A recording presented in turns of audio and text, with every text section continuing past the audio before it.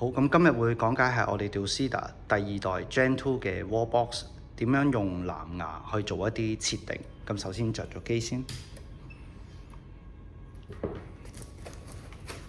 咁你要確保你嘅手機或者平板佢嘅藍牙係已經着咗嘅，係啦。咁我哋而家安咗啦。咁跟住就入返我哋 DS Charge 呢個 APP。咁你入咗之後咧，正常你係要 log in 咗先嘅。咁因為我已經 log in 咗自己 account 啦。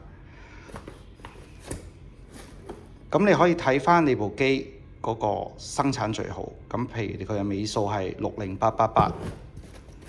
咁其實喺藍牙狀態下咧，你見到已經即刻揾到㗎啦。咁唔需要做任何配對嘅。咁其實你喺藍牙，你用立即使用就已經可以做一啲設定㗎啦。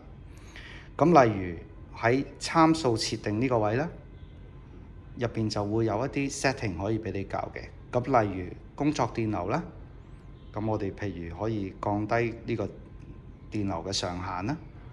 咁或者呢個 LED 亮度咧，就係指個 panel 上面嘅。咁譬如我校咗0，佢就直情會熄咗燈㗎啦，完全冇晒 LED 顯示。咁我哋着翻先，咁你見到佢會光翻嘅。咁另外呢個即插即充模式，如果佢依家着咗嘅狀態，即係話你每次充電咧，其實只需要插槍就可以直接充電㗎啦。咁但係若果你係想 set 翻要每次拍卡先可以啟動部充電機咧，咁你就要將呢一個即插即充模式關閉咗佢。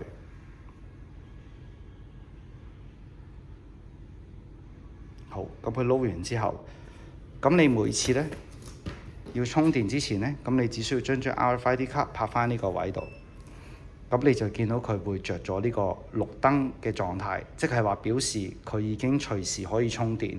咁只要你一插槍嘅話，成功充電咧，咁佢就會由長着綠燈咧變做慢慢閃嘅綠燈嘅。